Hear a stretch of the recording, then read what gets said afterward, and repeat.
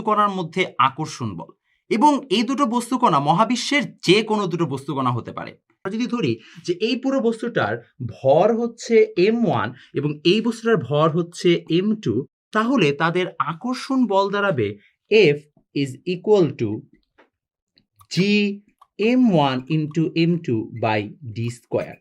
প্রশ্ন যেটা কোত্থেকে আসলো বা এটা কিভাবে আসলো, প্রতিটি বস্তুকণা, মহাবিশ্বের প্রতিটি বস্তুকণা একে অপরকে আকর্ষণ করে, একে অপরকে আকর্ষণ করে।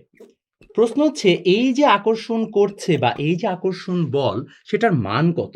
তিনি বলেন এবং এই বলটি এবং এই বল বস্তুকণার ভরদ্বয়ের গুণফলের সমানুপাতিক।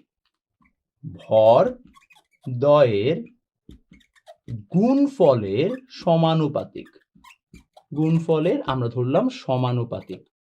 এবং আমাদের এখানে যে বস্তুকণার যে মাঝখানে যে আমাদের ডিস্টেন্সটা রয়েছে এবং তাদের দূরত্বের, তাদের যে দূরত্বটা রয়েছে তাদের দূরত্বের বর্গের ব্যস্তানুপাতিক।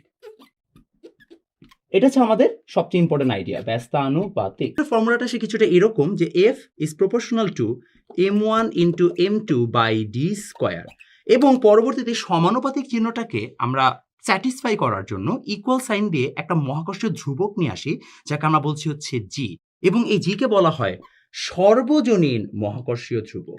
সাধারণত আমাদের এই জি এর মানটা দাঁড়ায়, এই জি is equal to 6.673 into 10 to the power -11।